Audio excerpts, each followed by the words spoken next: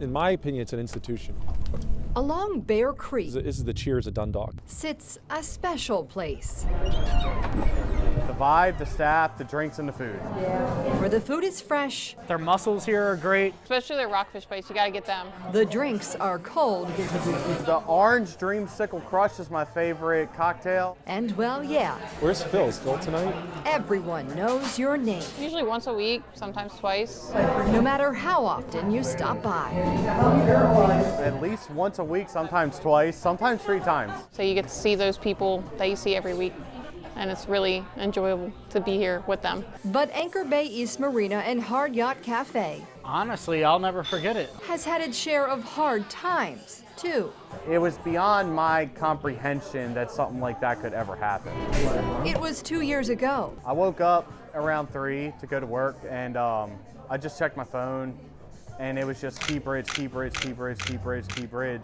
And then when I saw the video, I was like, I gotta call my wife. I gotta call my mom. The Key Bridge collapsed in seconds when the Dolly cargo ship slammed into it. It was traumatic. It was one of those moments those in Maryland remember where they were when they got the news. 2:30 in the morning, I got a call Especially Alex Del Sordo. saying you got to get over here. And talk about a crisis. It was wild.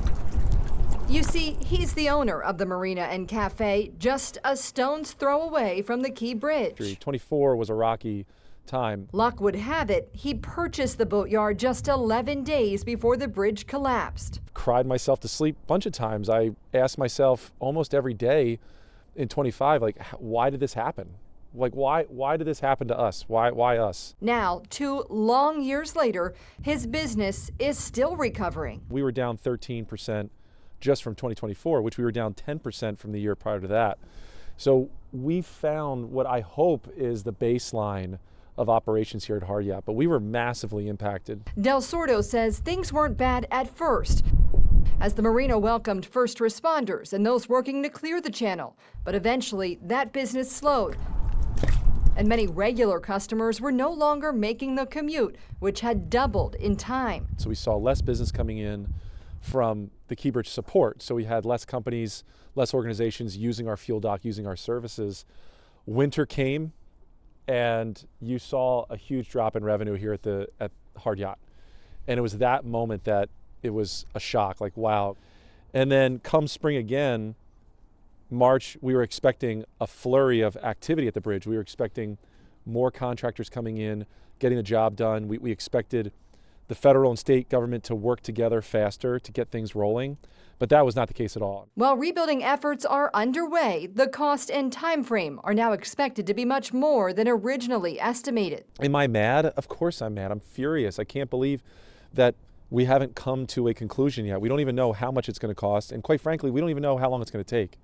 I'm not going to name names, but I've heard people here say it's not going to happen for 10 years. Like, you won't see a car go over this bridge until 2035. In the meantime, so I have to stay positive. I have to know it's going to get better. you can rest assured Anchor Bay East Marina and Hard Yacht Cafe will be there. What we see build over here is going to be spectacular, and it's going to be a beautiful thing. And as that classic Cheers theme song would say, we'll always be glad you came. I'm willing to lose unbelievable amounts of money to keep this place going, because I know that when that bridge is up and running, we're going to be the only game in town. In Dundalk, Maxine Stryker, I love Hard Yacht. Fox 45 News. I love this place.